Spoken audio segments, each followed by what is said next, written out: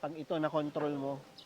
Isang magandang araw mga boss amo. Marami ang natutuwa sa Supero simula noong napagkasundo namin ang mga aso namin. Paano ba naman yung mga unang post namin at mga unang vlogs namin ay wala nang ginawa ang mga aso ko kundi mag-away. Ang akala tuloy ng iba ay ginagawa namin to para lamang sa content. Pero ang totoo, ginagawa namin to para mabigyan namin ng buhay ang aso namin. Sayang naman ang napakalawak na lupain na nilaan ko para sa kanila. Tuwing maglalaro na lamang ang aso ko ng paisa-isa. Paisa-isa dahil takot kami na mag-away sila. Takot kami na may masaktan at hindi namin alam ang gagawin kapag nag-away na sila. Sa laki ng boses ng mga aso ko, ay talaga naman kapag nag-growl na sila, mamamangha ka talaga. At kapag nagdikit na ang mga katawan nila, lumalaki ang batok, lumalaki ang katawan, naninigas, napakahirap awatin. Sino ba naman na may gusto na mang-awat lagi ng mga aso, di ba? Wala. Pero mga boss amo, yun ang tsinaga namin para lang mapagkasundo namin at mapag-isa ang aming pack. At napansin ko ay napakaraming inquiries ng parehong sitwasyon sa amin. Paano daw mapag-iisa ang kanilang pack kasi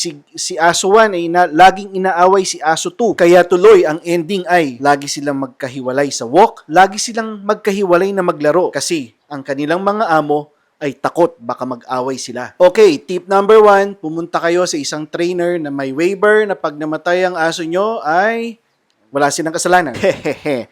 Joke lang po yun. Hindi po totoo yun ha. Joke lang, joke lang. Tip number 1, kunin ng leash at mag-walk kayo ng aso nyo. Opo, napakasimple, di ba? Kunin ng leash at mag-walk. Ang pag-walk po ay dapat nasa tagiliran nyo ang aso nyo at never na mauuna sa inyo. Kasi sa walk, doon ma-establish ang pagiging leader nyo, pagiging leader of the pack. At ito nga, makikita nyo sa video ang pack of male dogs ko na sobrang kalmado. Lahat po sila, araw-araw, except Sunday, ay kailangan mag-walk. Kailangan po kasing madrain yung excess energy dahil kung hindi mo i-drain yan, nagbi-build up yan. Yan ang nagiging reason ng aggression. Swerte mo na lang kung naka-encounter ka ng aso mo ay submissive dog. Ang submissive dog, kahit walang walk, kung minsan ay okay lang. Pero hindi ibig sabihin nun na kung walang walk ay masaya na siya sa buhay niya. Kung hindi siya aggressive, masaya na sa buhay niya. Hindi ho. Bigyan ho natin ng buhay aso ang aso natin. Sa video na to ay makikita niyo si Rowa, the Persian cat. Siya na lang po ang hindi ko na-introduce sa pack. At syempre si B1 at B2 na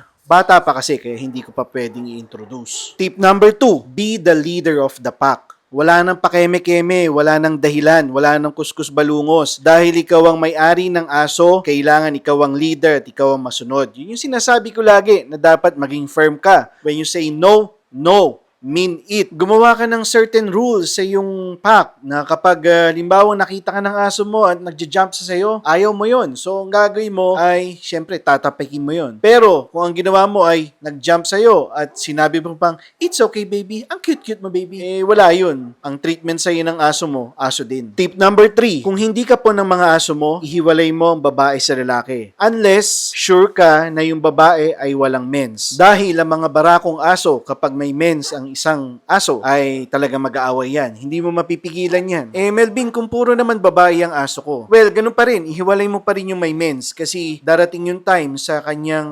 menstrual period ay kapag sinasampahan siya ng babae ay iritado siya. Mag-aaway pa rin sila. Tip number 4, gawin mo ang feeding ritual. Okay. Alam naman natin na ang food ay ang magandang tool para ma-motivate ang mga aso natin. At 'di ba, sabi nga sa mundo ng tao, kapag hawak mo ang supply ng pagkain, ikaw ang hari. Parang paghawak mo ang supply ng oil o ng gasolina ay ikaw ang hari. Ganon din po sa mundo ng aso. Malaki ang respeto ng aso sa taong nagpapakain sa kanila. Ang kailangan lang, boss amo, ay gawin mo ng tama. Yung tipo bang ginagawa namin dito na bago namin ipakain sa aso, ay kailangan mag-eye contact muna sa'yo ang aso mo. Dahil ang pagtingin sa mata ay nagpapahiwatig ng purity. Di ba nga sa ating mga tao, kapag hindi tumitingin sa mata mo, kausap mo, ano ang ibig sabihin nun? Bukod sa duling o sa bulag. Ibig sabihin nun, malamang sa malamang, nagsisinungaling yan sa'yo. Tip number 5, at ang panghuling tip natin, kung nagawa mo na ang tip 1 to 4 at meron ka pa rin problema sa pack mo, ang gagawin mo ngayon ay hanapin mo kung sino yon. Sino ang instigador? Malamang sa malamang, yung instigador na yan lang ang problema mo. Na kapag naayos mo yan, wala ka ng problema sa the rest of the pack. Para ka na lang walking at the park. Sa case namin, ang mga instigador talaga ay si Six at si Lucy. Ito ay mga Rottweilers. Kaya ang ginagawa namin ay kapag pinapakawalan namin silang dalawa sa the rest of the pack, ay kailangan nakalish muna. Kailangan kalmado sila at kailangan alam nila na ang mga mata namin ay nasa kanila. Ang mga away na lang ngayon sa mga aso ko ay yung mga sitwasyon na kung saan nag-i-introduce kami ng mga bagong activities. Kagaya ngayon, meron kaming feeding ritual na kung saan ang mga aso ko ay hindi sanay na kumain na meron silang katabi. Pero dahil kinikilala na akong alpha ng mga aso ko ay ang sit-sit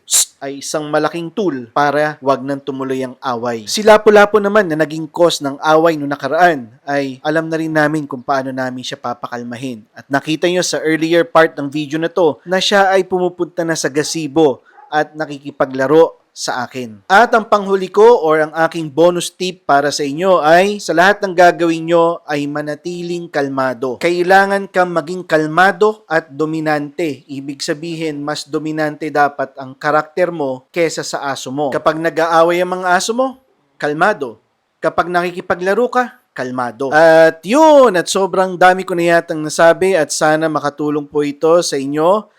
At yun lang po sa ngayon at maraming salamat sa panonood. 6.